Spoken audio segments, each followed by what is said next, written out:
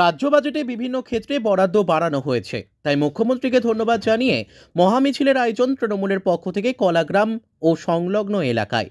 রবিবার দুপুরে এই মহামিছিলের আয়োজন করা হয়েছিল, যার নেতৃত্বে ছিলেন জেলা পরিষদের দলনেতা মোহাম্মদ রফিক, কেশপুর ব্লক যুব তৃণমূলের সভাপতি আসিফ ইকবাল প্রমুখেরা।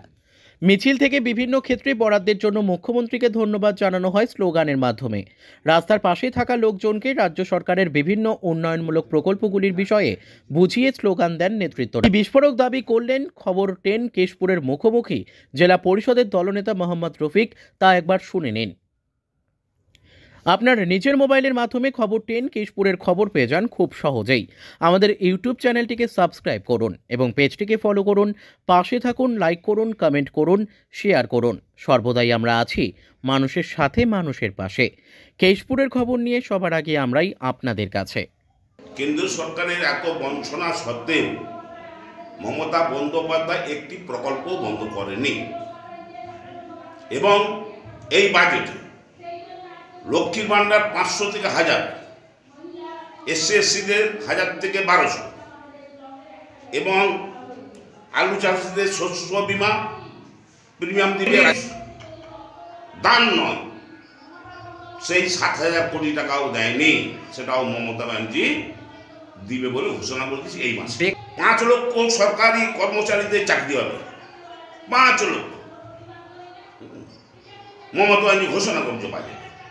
আর কেন্দ্র সরকারের বাজেটে কি আছে ভাই আমাকে দেখো। আমজনতা থেকে শুরু করে সাধারণ মানুষের কোনো উপকারের কথা বলা আছে? একটিও নাই। এবং সবচেয়ে বড় কথা একটা জিনিস বলি, রিজার্ভ ব্যাংকের গভর্নর যে মূল্যবৃদ্ধি আরবিআই উড়িয়ে দিল, নির্মলার তথ্য, তাকে আরবিআই উড়িয়ে দিয়েছে। মোদী সরকারের প্রত্যেকটা নীতি যে ভুল, তার প্রমাণ মমতা যে আন্দোলন করছে, তার প্রমাণ তারই সরকারের গভর্নর, কেন্দ্রীয় অর্থমন্ত্রী, গভর্নর, তারাও বলে দিচ্ছে রিজার্ভ ব্যাংক বলুন এভাবে চলতে পারে। বিজেপি বলছে বাংলাটাকে শেষ করে দিচ্ছে মমতা ব্যানার্জি একা। মমতা ব্যানার্জি যদি একা শেষ করতে, তাহলে এতগুলি প্রকল্প কোন রাজ্যে?